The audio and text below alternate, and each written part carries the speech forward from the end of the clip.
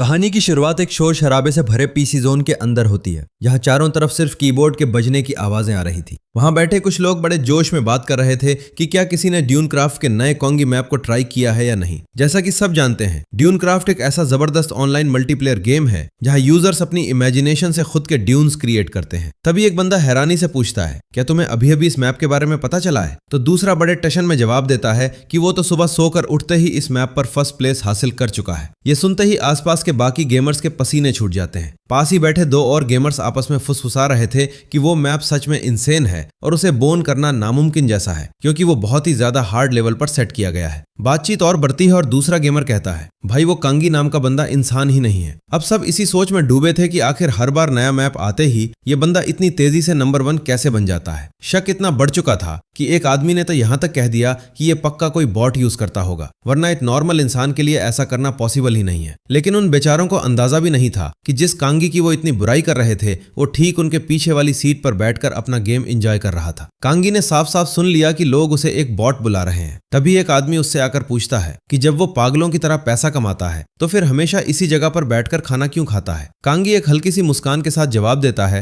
कि यहाँ का खाना उसे बहुत पसंद है। फिर वो अपनी कुर्सी से उठते हुए बड़े कॉन्फिडेंस के साथ बोलता है, वैसे इस बार भी फर्स्ट प्लेस मैंने ही लिया है, तो तुम लोग अगली बार के लिए तैयार रहना। ये सुनकर वो आदमी गुस्से से लाल पीला हो जाता है और उसे गाली देते हुए बोलता है, तू ऐसे बात कर रहा है जैसे फर्स्ट प्लेस पर सिर्फ तेरा ही हक हो। वो फिर से ताना मारता है कि कांगी पक्का कोई बॉट ही होगा। कांगी वहां से जाते हुए अपने मन में सोचता है कि तकनीकी तौर पर वो लोग गलत भी नहीं है। उसके लिए असली सुकून और रोमांच सिर्फ गेम की डिजिटल दुनिया में था। नए मैप्स बनाना और सिस्टम्स को पूरी तरह कंट्रोल करना ही उसकी असल जिंदगी थी। इसके अलावा बाहर की रियल लाइफ में क्या हो रहा है उसे इस बात से कोई फर्क नहीं पड़ता था। कुछ घंटों के बाद पावर पीसी जोन का शोर धीरे धीरे शांत होने लगता है और लोग बाहर निकलने लगते हैं। जाते जाते एक आदमी कांगी को बाय बोलता है और मजाक में कहता है, भाई अपनी उस मोटी वॉलेट से हमें शानदार ट्रीट देना मत भूलना। कांगी भी मुस्कुराकर उसे गुड बाय कह देता है। अक्सर लोग सोचते थे कि कांगी गेमिंग को लेकर इतना ऑब्सेस्ड क्यों है। असल में वजह यह थी कि रियल लाइफ में उसके पास किसी भी चीज का कंट्रोल नहीं था। गेम की दुनिया में सब कुछ आसान और उसके हिसाब से चलता था,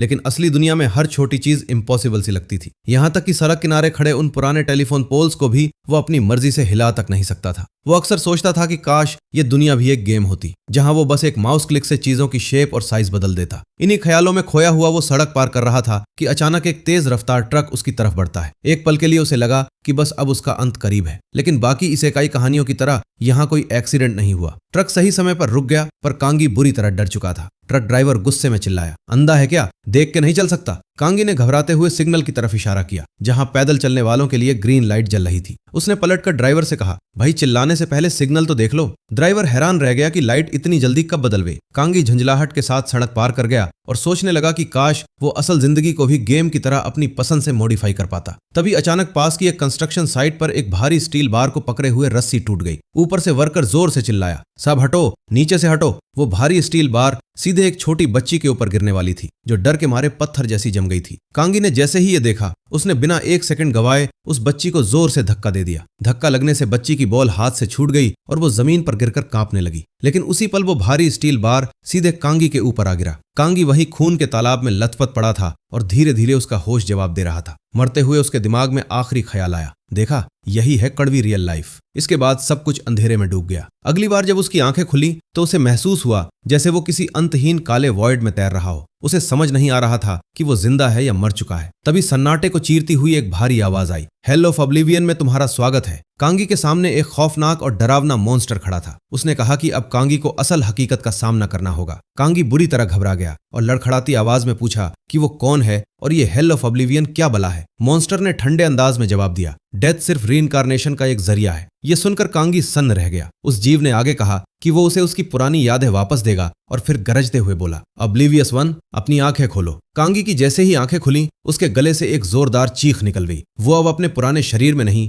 बल्कि किसी और के जिस्म में था। उसने घबराकर चारों तरफ देखा। वो एक बहुत ही पुराने और आलीशान कैसल के अंदर था। जैसे ही उसकी नजर सामने लगे एक बड़े से मिरर पर पड़ी, उसे अपनी आंखों पर यकीन नहीं हुआ। वो पूरी तरह शॉक में था कि उसका चेहरा और दुनिया दोनों बदल चुके थे। केलन के दिमाग में सवालों का तूफान चल रहा था। क्या मैं सच में मर गया हूँ? क्या मेरा इसेकाई हो गया है? सब कुछ इतना असली था कि इसे सपना कहना मुश्किल था। तभी पीछे से एक ठंडी आवाज आई, अकेले अकेले खुद से क्या बड़बड़ा रहे हो? इससे पहले कि वो पीछे मुड़ता उसकी पीठ में तेज धार वाला चाकू उतार दिया गया। केलन दर्द से चीख पड़ा और उसके मुंह से खून के फव्वारे फूट पड़े। उसके सामने एक डीमन लेडी खड़ी थी जिसके चेहरे पर क्रूर मुस्कान थी। वो बोली, कैसा लग रहा है? अब तुम मरने वाले हो। उसने साफ कह दिया कि वो उससे नफरत करती है और उसे जिंदा नहीं छोड़ना चाहती। वो फिर से हमला करने ही वाली थी कि तभी किसी ने हवा में ही उसकी तलवार छीन ली। वो गुस्से में चिल्लाई, टॉम, तुम फिर से हमारे बीच में क्यों आ गए? टॉम ने शांति से जवाब दिया कि वो अपनी आंखों के सामने अपने भाई को इस तरह मरते हुए नहीं देख सकता। केलन पूरी तरह कंफ्यूज था कि आखिर यहाँ चल क्या रहा है। टॉम ने उसे केलन नाम से पुकारा और उसे बोतल थमा दी। केलन को लगा कि ये कोई हीलिंग पोशन होगा, लेकिन पीते ही उसका गला आग की तरह जलने लगा और उसने तुरंत उल्टी कर दी। उसे लगा कि उसे जहर दिया गया है। काल्देरा तंज कसते हुए बोली, क्या ये मर जाएगा? मुझे तो इसे अपने हाथों से मारना था। टॉम ने लापरवाही से कहा कि वो मरेगा नहीं, बस उसकी बनाई रेसिपी फेल हो गई है। तभी अचानक कमरे का भारी दरवाजा खुलता है और कोई खबर देता है कि डीमन किंग हेल्केन वापस आ गए हैं। ये सुनते ही काल्देरा के होश उड़ गए। क्या पापा वापस आ गए? तभी दरवाजे से खौफनाक शख्स अंदर दाखिल हुआ जिसके सिर पर बड़े बड़े सींग और चारों तरफ एक बेहद पावरफुल ऑरा था। केलन समझ गया कि यही वो खूंखार डीमन किंग है। काल्देरा कुछ सफाई देने की कोशिश कर रही थी, लेकिन इससे पहले कि वो एक शब्द भी बोल पाती, हेल्केन ने काल्देरा और तारम दोनों की गर्दन दबोच ली और दहाड़ते हुए कहा, चुप रहो। उसने साफ लफ्जों में कहा कि कमजोरों की चीखें उसके महल की दीवारों में गूंजे, ये उसकी सबसे बड़ी बेइज्जती है। काल्देरा और तारम दोनों ने गिड़गिड़ाते हुए माफी मांगी। केलन ने सोचा कि अगर ये दोनों उसके भाई बहन हैं तो सामने खड़ा ये शैतान उसका पिता है। हेल्केन ने ठंडे अंदाज में कहा कि उसे अपने महल में सिर्फ दो ही आवाजें पसंद है, पहली एक महान डीमन के जन्म की और दूसरी एक सम्मानजनक मौत की। यह सुनकर केलन की रूह कांप गई। तभी अचानक एक जोरदार चीख गूंजी और पल भर में सब जमीन पर ढेर थे। केलन को और भी ज्यादा खून की उल्टियां होने लगी। अब उसे पूरी तरह यकीन हो गया था कि वो एक दूसरी दुनिया में रीइंकार्नेट हो चुका है, लेकिन उसे इस बात पर गुस्सा आ रहा था कि वो डीमन किंग का बेटा बनकर आया है। उसने मनी मन खुद को और किस्मत को गालियां दी। तभी उसे एक फ्लैशबैक याद आया। जब केलन छोटा बच्चा था तब काल्देरा ने उसकी आंख में फोर्क घुसा दिया था। जब वो रोता हुआ अपनी माँ के पास गया और बताया कि टॉम ने उसके खाने में जहर मिला दिया है, तो उसकी माँ ने हमदर्दी दिखाने के बजाय बड़ी बेरुखी से कहा, तो उन्हें उसी तरह जवाब दो जैसे एक डीमन देता है। केलन ने डरते हुए कहा, अगर मैंने ऐसा किया तो वो मुझे मार डालेंगे। उसकी माँ ने ठंडे दिल से जवाब दिया, तो उससे पहले तुम उन्हें मार दो। इससे पहले कि केलन कुछ समझ पाता, उसकी माँ ने उसे चाकू मारकर दिखाया और कहा, एक असली डीमन ऐसे ही बनता है, समझ गए? वर्तमान में केलन अचानक चीखते हुए नींद से जागा। उसकी मेड ने पास आकर पूछा, क्या अब आप जाग गए हैं मेरे लॉर्ड? उसे एहसास हुआ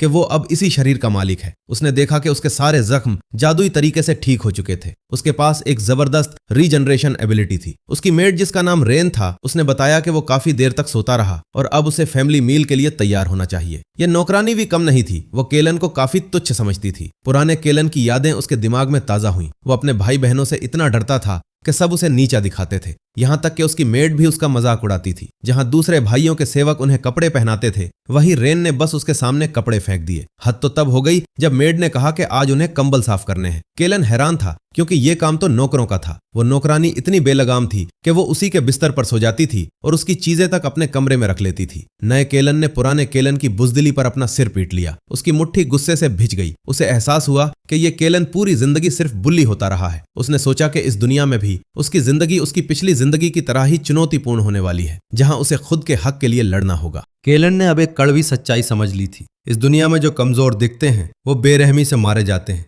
कुछ देर बाद वो डाइनिंग हॉल पहुंचा, जहां उसका क्रूर पिता और जहरीले भाई बहन पहले से ही बैठे थे। उसके पिता ने देर से आने पर उसे बुरी तरह डांटा। केलन ने महसूस किया कि उसके पिता की प्रेजेंस कितनी भारी और डरावनी है। वो सच में डीमन किंग है, इसमें कोई शक नहीं था। अपनी कुर्सी पर बैठते हुए केलन ने माफी मांगी। काल्देरा ने एक अजीब सी मुस्कान के साथ उसका स्वागत किया, लेकिन साथ ही मेज के नीचे से उसके पैर में चाकू घोंप दिया। केलन दर्द से करा उठा। काल्देरा ताना मारते हुए बोली, भाई तुम आज कुछ कम एनर्जेटिक लग रहे हो, थोड़ा ज्यादा खाना खा लेना। केलन को डर था कि अगर उसकी असली पहचान उजागर हो गई तो क्या होगा। उसने बस दबी आवाज में कहा, ठीक है, थैंक्स। उसने जैसे ही सूप का पहला घूंट लिया, उसे समझ आ गया कि यह खाना नहीं बल्कि धीमा जहर है। टॉम ने मजे लेते हुए पूछा, यह सूप खास तुम्हारे लिए बना है, स्वादिष्ट लगा ना? केलन ने जवाब दिया, हाँ, लेकिन अंदर ही अंदर उसने तय कर लिया कि ये लोग उसका परिवार नहीं बल्कि उसके दुश्मन है। वो अब खुद को बुली नहीं होने देगा। वो कुछ ऐसा करना चाहता था जो सिर्फ उसका हो। गेम की दुनिया में वो सबसे बेहतरीन मैप डिजाइनर था, पर असली जिंदगी में अब तक बेबस रहा था। वो फिर से बेबस होकर मरना नहीं चाहता था। इस बार उसे कंट्रोल चाहिए था। अचानक उसके चेहरे की गंभीरता एक कोकी स्माइल में बदल गई। उसने काल्देरा को आवाज दी, हाथ में अपनी सूप की प्लेट पकड़ी और पूरा गर्म सूप उसकी शक्ल पर फेंक दिया। पूरा हॉल सन्न रह गया। फिर उसने अपने पैर से वो चाकू निकाला और टॉम की तरफ फेंकते हुए बोला, ये कल्देरा का गिफ्ट है तुम्हारी तरफ से। पूरा हॉल इस मंजर को देखकर सदमे में था। केलन ने मेज को मजबूती से पकड़ा और अपने पिता की आंखों में देखते हुए पूछा,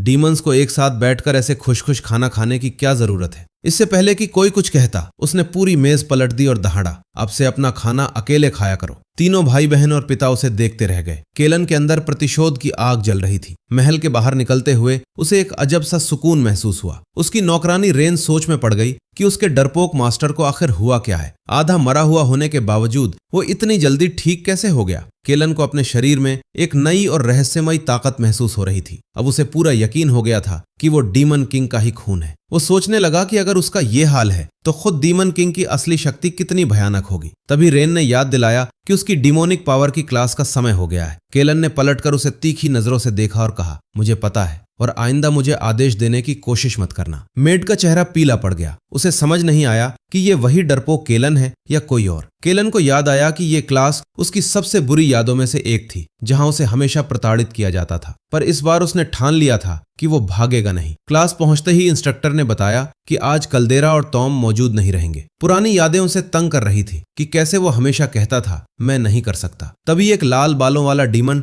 अपने हाथों से पर्पल फ्लेम्स निकालते हुए आगे बढ़ा और केलन को थप्पड़ मारते हुए बोला, आज का सबक यही है। केलन दर्द से चिल्लाया। ये वही लोग थे जो उसकी कमजोरी का मजाक उड़ाते थे। कल्देरा अक्सर कहती थी कि वो बहुत सॉफ्ट है। लाल बालों वाला डीमन उत्साहित होकर फिर से वार करने बढ़ा। पुराना केलन रहम की भीख मांगता, लेकिन नया केलन अब समझ चुका था कि वो कमजोर नहीं, बस बहुत दयालु था। पर अब दया की कोई जगह नहीं थी। अपने बदले के बारे में सोचते हुए उसने मन ही मन कहा, अब मैं इस ताकत का सही इस्तेमाल करूंगा। तभी इंस्ट्रक्टर ने पूछा कि पिछली क्लास में स्पारिंग किसके बीच हुई थी? लाल बालों वाला डीमन, जिसका नाम रूड था, बड़ी अकड़ में बोला, मेरे और केलन के बीच। उसने केलन को कोई सम्मान नहीं दिया, जो साफ दिखाता था कि उसकी नजरों में डीमन किंग के बेटे की कोई औकात नहीं है। उसने एक झूठी माफी मांगी, जिससे केलन का गुस्सा और बढ़ गया। दोनों आदमखोरों की तरह एक दूसरे के आमने सामने खड़े थे। रूड ने अपने हाथों से पर्पल ब्लेड्स निकाली और क्लास की तरफ देखकर हंसते हुए पूछा, तैयार हो? पूरी क्लास तालियां बजाने लगी और मजाक उड़ाने लगी।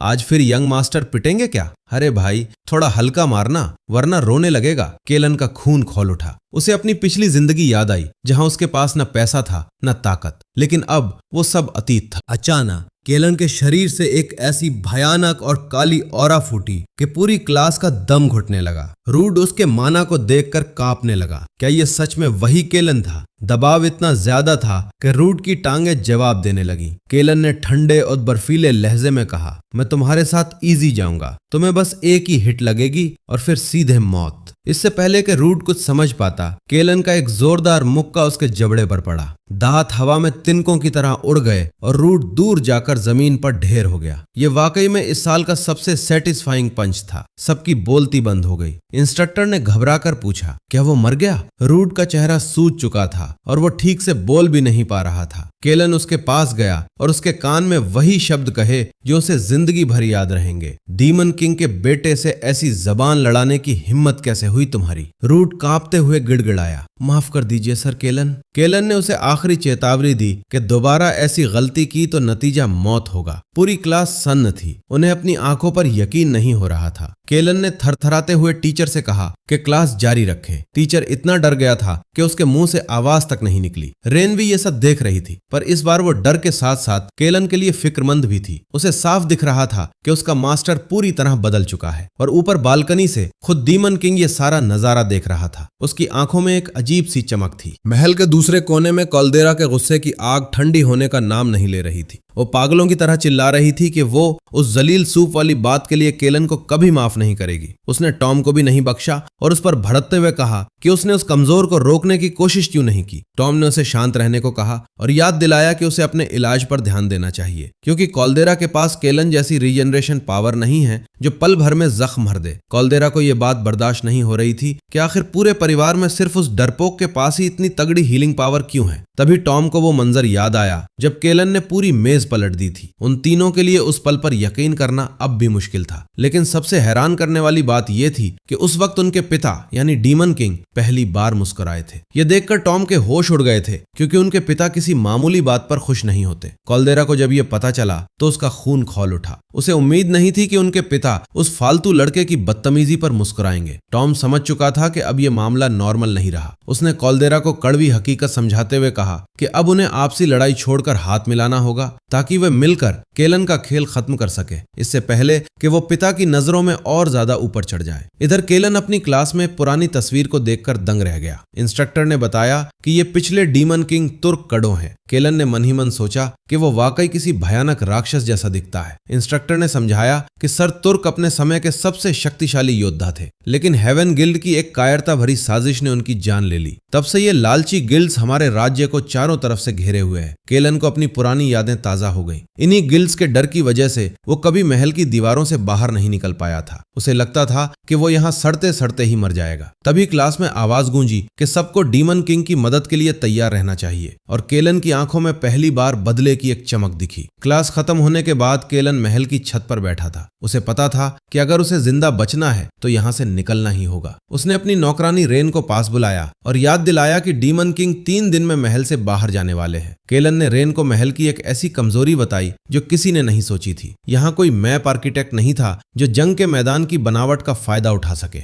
गिल्ड्स इसी बात का फायदा उठा रहे थे। केलन ने तय किया कि वो पूरे इलाके का एक नया मैप तैयार करेगा। ऊपर से देखने में ये पिता की मदद थी, पर असल में ये उसके भागने का मास्टर प्लान था। उसने रेन को आदेश दिया कि बेसमेंट में तुरंत एक सीक्रेट ऑफिस बनाया जाए। रेन उलझन में थी, पर केलन ने साफ कर दिया कि उसे एक ऐसी जगह चाहिए जहां वो चोरी छिपे अपना काम कर सके। जब वो उस ऑफिस में पहुंचा तो वहां की हालत देखकर उसे बहुत चिढ़ हुई। वो जगह किसी कबाड़ खाने जैसी लग रही थी। उसने रेन को सख्ती से डांटा कि अगली बार से काम ढंग से होना चाहिए। रेन ने जब केलन के उस नए और कॉन्फिडेंट अवतार को देखा तो उसके गाल लाल हो गए। उसे वो अब कूल लगने लगा था। केलन ने उसे कॉफी लाने को कहा। रेन बाहर तो चली गई, पर उसे ये तक नहीं पता था कि कॉफी होती क्या है। तभी रास्ते में उसे खुद डीमन किंग मिल गए। उन्होंने कड़क आवाज में पूछा कि वो बेसमेंट में क्या कर रही है और केलन कहाँ है। रेन डर के मारे हकलाने लगी। अंदर केलन मजे से मैप बना रहा था। उसे अपनी पुरानी जिंदगी वाला जुनून महसूस हो रहा था। तभी धमाका, दरवाजा तिनके की तरह उड़ गया। डीमन किंग गुस्से में अंदर आए। उन्होंने आव देखा न ताव एक भारी भाला सीधे केलन के पेट के पार कर दिया। खून की धार निकल पड़ी, पर केलन ने हिम्मत नहीं हारी। डीमन किंग ने गरजते हुए कहा, अगर हमला करना है तो छुपकर नहीं, सामने से आओ। केलन ने तड़पते हुए अपना बनाया हुआ मैप पिता के सामने कर दिया। उसने समझाया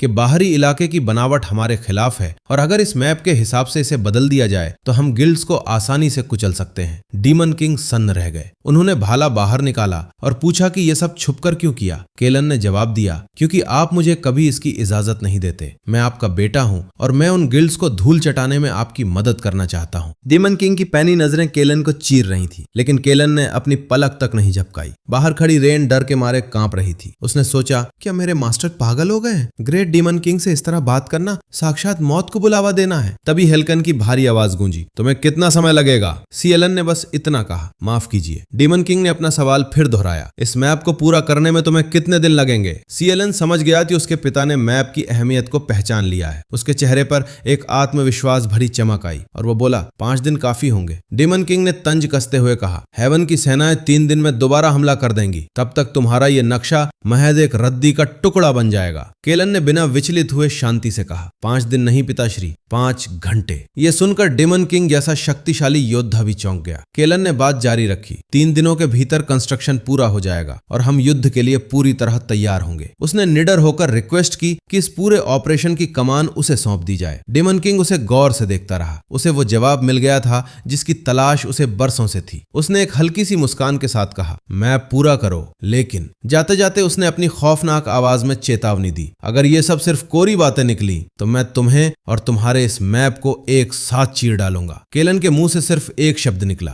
यस। डीमन किंग के जाते ही केलन को जीत की खुशी तो हुई, लेकिन शरीर का घाव अब असहनीय हो गया था। उसने बहुत सारा खून उल्टी कर दिया। उसे गुस्सा आ रहा था कि अगर वो उपयोगी ना होता तो उसके पिता ने उसे अभी मार दिया होता। इधर रेन की खुशी का ठिकाना नहीं था कि उसके मास्टर ने ग्रेट डीमन किंग को मना लिया है। अब वो अपने मास्टर की इस नई शख्सियत की पूरी तरह कायल हो चुकी थी। केलन ने रेन को झिड़का कि वो बुत बनकर खड़ी क्यों है और उसे तुरंत बेडरूम ले चलने का आदेश दिया। जैसा कि वादा किया था, केलन ने ठीक 5 घंटों में मैप का फाइनल ड्राफ्ट तैयार कर दिया। पूरे किंगडम में हलचल मच गई। डीमन किंग की विशाल सेना इकट्ठा हुई और युद्ध स्तर पर कंस्ट्रक्शन शुरू हो गया। मेज ने पूरे इलाके पर इल्यूजन मैजिक फैला दिया ताकि आसमान से देखने वाले दुश्मनों को भूगोल में हो रहे बदलावों का पता ना चले। केलन को लग रहा था जैसे वो फिर से अपने पुराने गेम में मैप डिजाइन कर रहा हो। सब कुछ प्लान के मुताबिक था। उधर हेवन गिल्ड के बेस पर गिल्ड मास्टर हर्मिस सदमे में था। उसे खबर मिली कि डीमंस अपनी जमीन बदल रहे हैं। एक नाइट ने रिपोर्ट दी कि डीमंस इल्यूजन मैजिक से उन्हें धोखा दे रहे हैं। हर्मिस ने कड़वे लहजे में पूछा, आखिर उनका इरादा क्या है? नाइट ने पूछा, सर क्या हमें अभी हमला करना चाहिए? हर्मिस ने मना कर दिया। वो जानता था कि अब बिना तैयारी के हमला करना खुदकुशी होगी। 3 दिनों के भीतर तलुआ में डीमंस का सबसे खतरनाक दस्ता तैयार हो गया, जिसका नाम था तलकन। दशकों की कड़ी ट्रेनिंग के बाद बना ये एलीट दस्ता हर्मिस का सबसे बड़ा हथियार था। उसे पूरा भरोसा था कि डीमंस की कोई भी चाल इस स्क्वाड को नहीं हरा सकती। उसने गर्व से कहा, ग्रेट डीमन किंग का अंत अब निश्चित है। तभी एक लाल ड्रैगन पर सवार होकर जनरल किलमन आ पहुंचा। उसने अपनी सेना का हौसला बढ़ाते हुए दहाड़ लगाई, 2 दिनों के भीतर हम डीमन किंग के महल को राख बना देंगे। हजारों सालों से चला आ रहा डीमन किंग का साम्राज्य अब ढहने वाला था। सबने कसम खाई कि वे महल को जलाकर ही दम लेंगे। वहां मौजूद कमांडर सिलिस ने किलमन की लीडरशिप की तारीफ की। तभी एक जवान सैनिक ने सहमते हुए पूछा, क्या हम वाकई डीमन किंग को मार पाएंगे? सिलिस ने आत्मविश्वास से जवाब दिया, हाँ, क्योंकि तलकन स्क्वाड बाकी गिल्ड से अलग है। उन्होंने अपनी आत्मा की कसम खाई है। उधर महल में डीमन किंग को एहसास हुआ कि केलन कोई खाली दावे नहीं कर रहा था। मैप भले ही परफेक्ट ना हो, लेकिन हेल्कन का शरीर अब अपनी आखिरी सीमाओं को छू रहा था। कल हेवन से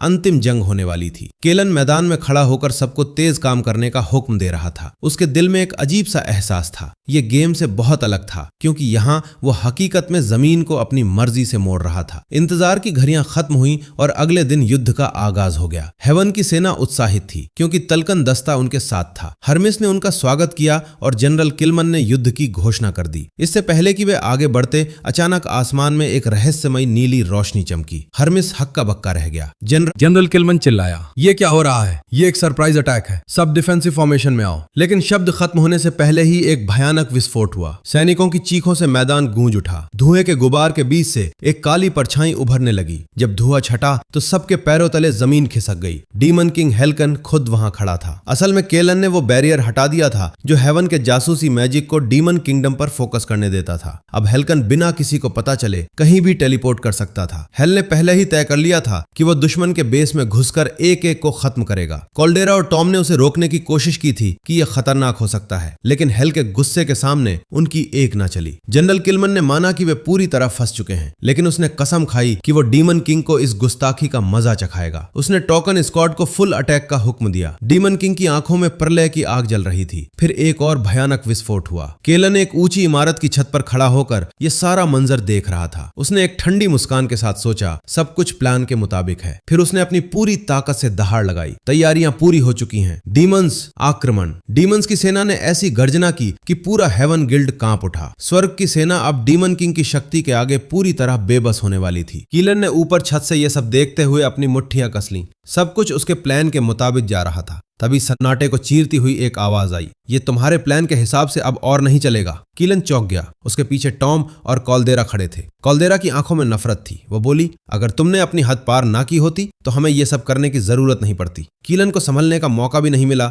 और दोनों उसकी तरफ लपके। उन्होंने गरजते हुए कहा, अब मर जाओ, इस दुनिया में तुम्हारे लिए कोई जगह नहीं है। अचानक माना से लबालब भरा एक हरा खंजर कीलन के पेट में घोंप दिया गया। वो खंजर मांस को चीरता हुआ और गहरा धंसता गया। कीलन दर्द से तड़प उठा। टॉम ने बेरहमी से कहा, अब समय आ गया है। कॉल्डेरा ने एक पल भी जाया नहीं किया। वो अपनी तलवार लेकर भूखे शेर की तरह उस पर टूट पड़ी। तुम्हारी ये फास्ट रीजनरेशन यहाँ किसी काम की नहीं है। उसने चीखते हुए वार किया और एक ही झटके में कीलन का सिर धड़ से अलग कर दिया। टॉम और कॉल्डेरा की शैतानी हंसी पूरे महल में गूंज उठी। सिर कटने के बावजूद उस आखिरी क्षण में कीलन ने सोचा, तो क्या यहीं सब खत्म हो गया? उसका बेजान शरीर छत के किनारे से लुढ़कने लगा। कुछ ही पलों में उसका सिर और धड़ नीचे पथरीली जमीन पर जा गिरे। चारों तरफ खून का सैलाब था, लेकिन कीलन अब भी होश में था। वो अपनी आखिरी सांसें गिन रहा था। कॉल्डेरा इस जीत से बेहद खुश थी। टॉम ने आगे बढ़ते हुए कहा, चलो अब पिताश्री की मदद करते हैं। लेकिन तभी पीछे से एक तलवार की चमक दिखाई दी। टॉम सन्न रह गया। कॉल्डेरा ने उसकी कमजोरी देखी और उसी पल उस पर जानलेवा वार कर दिया। कॉल्डेरा पीछे हटते हुए कुटिलता से बोली, तर्म, तुम काफी तेज दिमाग वाले हो, पर मुझसे नहीं।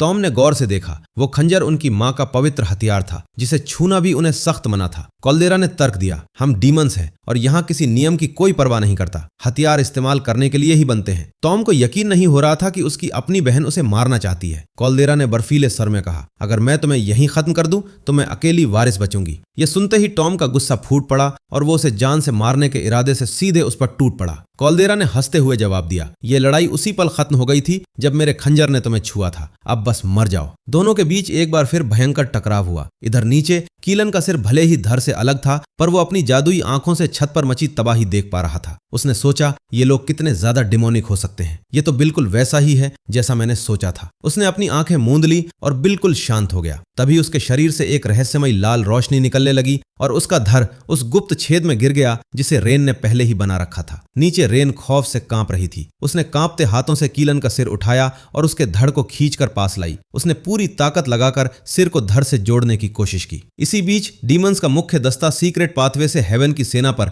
पीछे से हमला करने के लिए बढ़ा, लेकिन स्वर्ग के योद्धाओं ने उन्हें मूर्ख कहा, क्योंकि उन्हें इस टैक्टिक का पहले से पता था। डीमंस घबरा गए, पर उन्होंने कदम पीछे नहीं हटाए। वे अपनी इज्जत के लिए मरने को तैयार थे। पीछे हटने का अब कोई रास्ता नहीं बचा था। तभी आसमान में एक विशाल ड्रैगन ने अपनी आग उगलती ज्वाला तैयार की और सीधे डीमंस पर छोड़ दी। बरसों बाद हेलकेन का सामना ऐसे बड़े हमले से हुआ था। हेल ने एक ऊंची छलांग लगाई, हवा में ही ड्रैगन का जबड़ा पकड़ा और उसे फाड़कर अलग कर दिया। जनरल किलमन ने यह मंजर देखकर गाली दी। उसने अपने वफादार साथी फिली को मरते देखा था। हेवन के योद्धा लगातार हमले कर रहे थे। कई डीमंस राख हो रहे थे। किलमन ने हांफते हुए पूछा, क्या हमने उसे मार दिया? टॉल्कन स्क्वाड के एक सदस्य ने सिर हिलाया, अभी नहीं। तभी हेल के शरीर से नुकीले कांटे निकलने लगे। उसकी उंगलियां खौफनाक पंजों में तब्दील हो गईं। हेलकेन का शरीर इवॉल्व हो चुका था। यह उसका फाइनल ट्रू फॉर्म था, जो दिखने में जितना डरावना था उतना ही कूल भी। जनरल किलमन को समझ आ गया कि यह वही शैतानी रूप है जिसका जिक्र पुरानी किताबों में मिलता है। एक सैनिक डर से चिल्लाया, मैं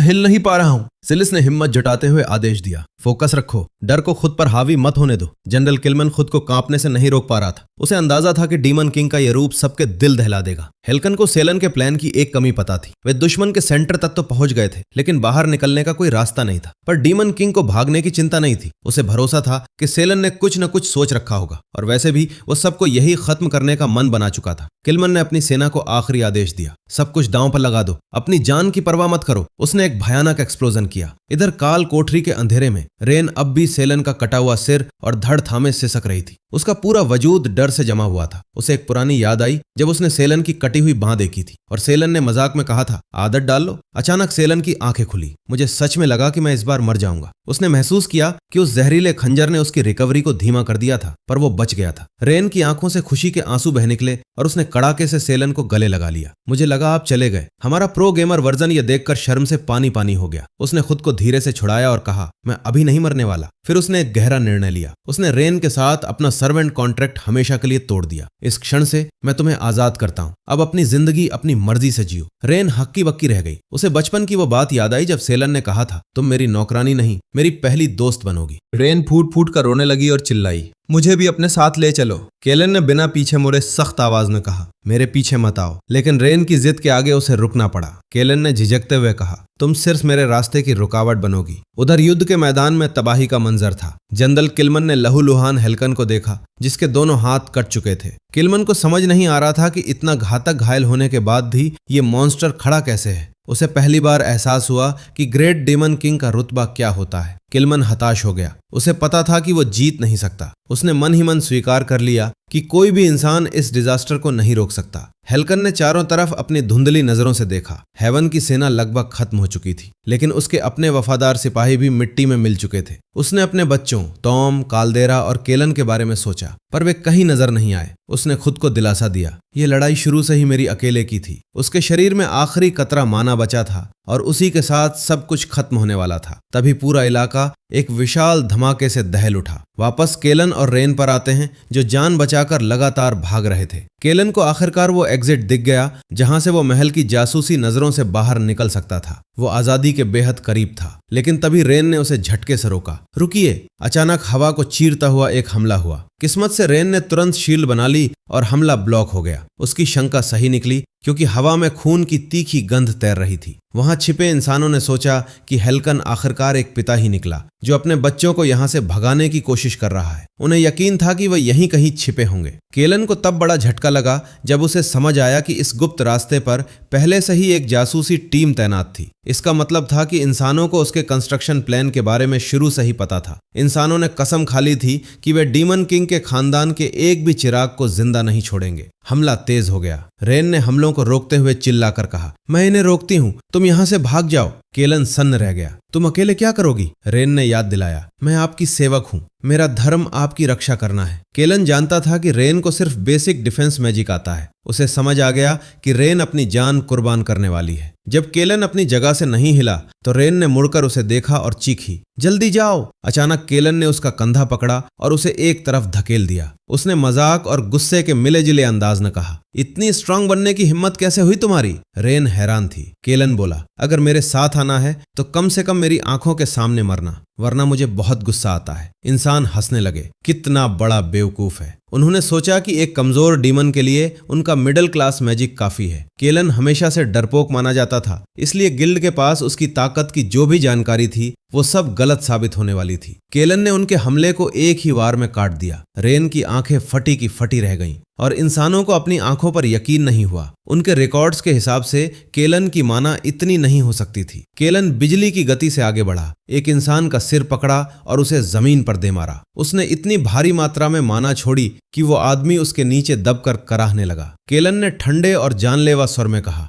ओह, ऐसा है तो तुम्हें अपनी जानकारी दोबारा चेक करनी चाहिए थी। उसने अपनी पकड़ और मजबूत की और उस आदमी का चेहरा कुचल दिया। रेन देख रही थी कि कैसे केलन ने सिर्फ अपनी ऊर्जा के दबाव से बड़े बड़े योद्धाओं को घुटनों पर ला दिया। लेकिन इंसान भी हार मानने वालों में से नहीं थे। उन्होंने अपना सबसे खतरनाक लाइट स्पीयर स्पेल इस्तेमाल करने का फैसला किया। ये एक ऐसा आत्मघाती हमला था जिसमें वे अपनी सारी ऊर्जा झोंक देते थे। रेन ने केला का हाथ पकड़ा और पीछे हटने को कहा, लेकिन वे दोनों हमले की चपेट में आ गईं। रेन रोते हुए बोली, माफ करना, मैं तुम्हें बचा नहीं पाई। इंसानों को लगा कि उनका वार खाली नहीं गया है। एक आदमी ने तलवार निकाली पर दूसरे ने उसे रोक दिया। इतनी मेहनत के बाद थोड़ा इनाम तो बनता है। इस लड़की के साथ खेलना मजेदार होगा। रेन गुस्से से चिल्लाई, मुझे पता है तुम दरिंदों ने डेमंस के साथ क्या किया है। तभी एक तलवार रेन की गर्दन पर रख दी गई। उस पल केलन को समझ आया कि इस दुनिया के इंसान भी दूसरों को सिर्फ एक वस्तु, ऑब्जेक्ट समझते हैं। उस आदमी ने पहले डीमन किंग के बच्चे को मारने का फैसला किया। सीएलन का दिल डूबने लगा। आजादी का रास्ता सामने था पर मौत उससे भी करीब थी। जैसे ही तलवार उठी, रेन ने आंखें बंद कर लीं और चीखी, मास्टर। अचानक एक जादुई पर्पल ग्लो ने केलन को घेर लिया। यह एहसास उसके लिए बिल्कुल नया था। उसकी आंखों के सामने उसके पिता हेल्कन की छवि उभरी। केलन हैरान था, क्या लड़ाई खत्म हो गई? तभी हेल्कन की गूंजती हुई आवाज सुनाई दी, ध्यान से सुनो केलन। उसने बताया कि उसने हजारों संभावनाओं के बारे में सोचा है। उसने स्वीकारा कि काल्देरा और टॉम इस गद्दी के योग्य नहीं है। केलन ने जवाब दिया, मुझे उनसे फर्क नहीं पड़ता, आप यहाँ कैसे आए? हेल ने एक महान रहस्य बताया, मरने से पहले एक डीमन किंग अपनी सारी शक्ति अपनी ब्लड लाइन को सौंप सकता है। केलन हक्का बक्का रह गया। हेल ने ऐलान किया, मैंने देख लिया है कि तुम ही सच्चे डीमन किंग बनने के सबसे योग्य हो। मैं अपनी सारी बची हुई माना तुम्हें सौंपता हूँ। एक विशाल ऊर्जा का गोला ऑर्ब केलन के सामने प्रकट हुआ। केलन चिल्लाया, रुकिए, पर वो गोला सीधे उसके सीने में समा गया। हेल ने आखिरी बार अपने बेटे को देखा और कहा, मेरी मौत पर शोक मत करना, एक सच्चा डीमन बनना। अगले ही पल युद्ध के मैदान में हेल्कन का सिर जमीन पर गिरा। सिलिस चिल्लाई, हेल्कन मर चुका है। किलमन की कुर्बानी रंग लाई थी। टॉल्कन स्कॉट जीत की खुशियां मनाने लगा। उधर सुरंग में केलन भयंकर दर्द से तड़प रहा था। डीमन किंग की अनंत शक्ति उसके शरीर में समा रही थी। रेन ने देखा कि इंसानों का वो लाइट स्पीयर हमला केलन की नई ऊर्जा से टकराकर भाप बनकर उड़ गया था। सुरंग के अंदर का नजारा पूरी तरह बदल चुका था। इंसानी गिल्ड के सिपाही दहशत में थे। केलन की माना जिस तेजी से बढ़ रही थी वो उनकी कल्पना से बाहर था। केलन ने एक ठंडी और रूह कंपा देने वाली हंसी हंसी। उसने अपने पिता की कुर्बानी के बारे में सोचा और समझ गया कि हेल्कन का आखिरी दाव कामयाब रहा था। इंसानों की जादुई शक्ति पूरी तरह खत्म हो चुकी थी। वे अब सिर्फ अपनी जान बचाकर भागने की फिराक में थे। केलन ने रेन को आदेश दिया, पीछे हटो। उसे अपने अंदर उस अंतहीन अंधेरे का एहसास हुआ जो खुद डीमन किंग की विरासत थी। इंसान चीखने लगे, तुम सच में एक दानव हो, हमारे पास मत आओ। केलन को याद आया कि इन दरिंदों ने रेन के साथ क्या करने की बात कही थी और उसका गुस्सा ज्वालामुखी की तरह फट पड़ा। उसने अपनी नई ताकत से प्रहार किया और दहाड़ा, डीमंस अगर वैसा ही है जैसा तुम सोचते हो तो फिर मैं भी वैसा ही हूँ। उसके एक ही वार से इंसान दीवारों से जा टकराए, उनकी हड्डियां चटकने की आवाजें आईं और एक ने तो मौके पर ही खून की उल्टी कर दी। केलन ने महसूस किया कि हेल्कन की यह शक्ति प्रचंड थी, लेकिन उसका अपना शरीर अभी इस ओवर पावर्ड एनर्जी को संभालने के लिए तैयार नहीं था। उसने रेन की तरफ देखा और पूछा, क्या तुम चल सकती हो? रेन ने लड़खड़ाते हुए कहा, हाँ। सीएलएन ने उसका हाथ थामा और बोला, तो चलो यहां से निकलते हैं। मन ही मन वो अपने पिता का शुक्रिया अदा कर रहा था, जिनकी बदौलत वो आज उस मौत के किले से आजाद हो पाया था। पीछे डीमन कैसल आग की लपटों में घिरा था, जो एक युग के अंत का प्रतीक था। केलन और रेन खुले मैदानों की ठंडी हवाओं के बीच से गुजर रहे थे। केलन के लिए यह एहसास बिल्कुल नया था। पहली बार वो उन काली दीवारों की कैद से बाहर निकला था। वो जोर जोर से हंसने लगा। उसे लगा कि अब वो अपनी मर्जी की जिंदगी जी सकता है। तभी अचानक एक रहस्यमयी नीली रोशनी ने उन्हें घेर लिया। केलन घबरा गया। अब ये क्या है? रेन ने चिल्लाकर बताया, मास्टर, ये टेलीपोर्टेशन स्पेल है। केलन ने तुरंत रेन का हाथ पकड़ा और चिल्लाया, मेरा हाथ मत छोड़ना। पलक झपकते ही पूरा इलाका तेज रोशनी से भर गया। वे एक विशाल समंदर और टापुओं को पार करते हुए एक घने जंगल के बीच जा गिरे। केलन ने उठकर धूल झाड़ी और चारों तरफ देखा। हम कहाँ पहुंच गए? रेन हैरानी से बोली, मास्टर, मुझे नहीं पता था कि आप इतना शक्तिशाली टेलीपोर्टेशन मैजिक भी जानते हैं। केलन ने सिर हिलाया, ये मैंने नहीं किया। ये एक अलार्म स्पेल था जो हमारे पिता ने हम तीनों भाई बहनों पर लगाया था, ताकि उनकी मौत के बाद हम सुरक्षित स्थान पर पहुंच सके। रेन ने गौर किया कि केलन के सारे पुराने जख्म जादुई तरीके से भर चुके थे। केलन ने अंदाजा लगाया कि वे लगभग 3 दिनों तक उस जादुई नींद टेलीपोर्टेशन के अंदर थे। हेल्कन ने यह सब जानबूझकर किया था ताकि वे सुरक्षित जगह पर पहुंचकर पूरी तरह हील हो सके।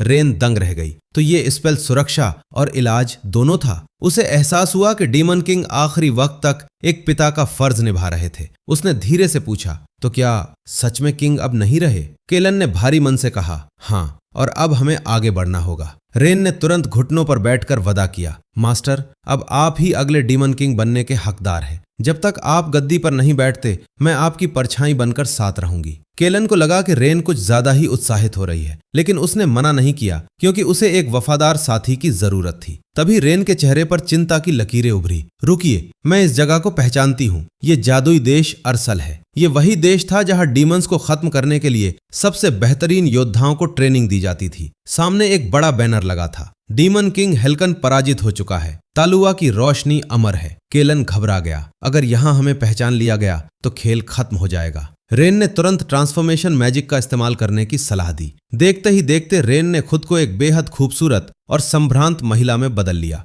केलन ने भी अपनी शक्ल बदल ली। ये जादू उसके पुराने शरीर की यादों में बसा था। उसने रेन से इस देश के बारे में जानकारी मांगी। रेन ने बताया कि अरसल एक छोटा सा टापू देश है जो जादुई शक्ति के मामले में दुनिया में सबसे समृद्ध है। यहाँ की हर ईंट और इमारत जादू से बनी है। केलन सोच में पड़ गया कि उसके पिता ने उन्हें इस खतरनाक जगह ही क्यों भेजा। रेन ने मशवरा दिया कि उन्हें यहाँ से भाग जाना चाहिए, पर केलन अड़ गया। उसने कहा, भागने के लिए भी ताकत चाहिए। इस दुनिया में अगर मुझे अपने सपने पूरे करने हैं तो मैजिक सीखना सबसे जरूरी है, और इस देश से बेहतर जगह कोई नहीं। वहाँ का नजारा अद्भुत था। इमारतें हवा में तैर रही थीं और जादुई रोशनी से पूरा शहर जगमगा रहा था। केलन ने सोचा कि अगर उसने यहाँ का जादू सीख लिया तो वो गेम से भी बेहतर दुनिया खड़ी कर पाएगा। तभी रेन के पेट से गड़गड़ाहट की आवाज आई। केलन ने मजाक उड़ाते हुए कहा, पहले कुछ खा लेते हैं। रेन वहाँ की जादुई डिशेस पर ऐसे टूट पड़ी जैसे बरसों की भूखी हो। वो एक दुकान से दूसरी दुकान भाग रही थी और हर चीज को डिलीशियस बता रही थी। केलन ने अपना सिर पकड़ लिया और सोचा, शायद मुझे इसे वहीं छोड़ देना चाहिए था। तभी रेन ने एक मैजिक बार की तरफ इशारा किया, चलो थोड़ा रिलैक्स करते हैं। बार के अंदर घुसते ही एक ऊंची आवाज गूंजी, आज की सारी ड्रिंक्स मेरी तरफ से, डीमन किंग की मौत का जश्न मनाओ। ये आवाज किसी और की नहीं बल्कि रेड हेड सिलिस की थी। पूरा बार शोर और तालियों से गूंज उठा। रेन और सेलन भी भीड़ में शामिल हो गए, लेकिन ट्विस्ट तब आया जब पता चला कि दोनों ही लाइट वेट शराबी निकले। कुछ ही देर में दोनों के पैर लड़खड़ाने लगे। नशे की हालत में रेन ने सेलन को डांटना शुरू किया, तुम अपनी शराब संभाल नहीं सकते और चले हो डीमन किंग बनने। केलन झुंझला गया, आइडिया तो तुम्हारा था। तभी बार में अचानक सन्नाटा छा गया। बोर्ड पर एक नई एस रैंक रिक्वेस्ट लगाई गई थी। लोग हैरान थे कि जब डीमन किंग मर चुका है तो फिर एस रैंक मिशन किस लिए। केलन और रेन भीड़ को चीरते हुए आगे बढ़े। लोगों को जरा भी अंदाजा नहीं था कि जिनके मौत का वे जश्न मना रहे हैं उनका वारिस ठीक उनके बगल में खड़ा है। तभी दीवार पर लगी एक विशाल तस्वीर देखकर रेन के पैरों तले जमीन खिसक गई। वो केलन के असली डीमन फॉर्म की तस्वीर थी। नशे के झोंके में केलन चिल्ला पड़ा, अरे जब डीमन किंग मर चुका है तो फिर मेरी तस्वीर यहाँ क्यों? रेन का चेहरा सफेद पड़ गया और बार में मौजूद हर शिकारी की नजर अब उन दोनों पर टिक गई थी। जैसे ही केलन के मुंह से वो सच निकला, रेन ने बिजली की फुर्ती से उसका मुंह दबा दिया और हकलाते हुए बोली, अरे माफ कीजिएगा, ये बहुत ज्यादा नशे में है, कुछ भी बक रहा है। बार में मौजूद शिकारी आपस में कानाफूसी करने लगे। ज्यादातर लोग जानते थे कि डीमन किंग के बच्चों में केलन सबसे कमजोर और डरपोक था। उन्हें लगा कि अगर वो जिंदा भी है तो उसका शिकार करना किसी बी रैंक क्वेस्ट जितना आसान होगा। हर कोई उसका सिर काटकर इनाम पाने के लिए उतावला था। केलन का नशा अब उतर चुका था। वो समझ गया कि अगर जिंदा बचना है तो उसे अपनी पहचान पूरी तरह छुपानी होगी। उसने धीरे से कहा, हमें यहाँ से तुरंत निकलना चाहिए। रेन जी यंग मास्टर बोलने ही वाली थी कि वो रुक गई और धीरे से पूछा, पब्लिक में मैं आपको क्या कहकर बुलाऊं?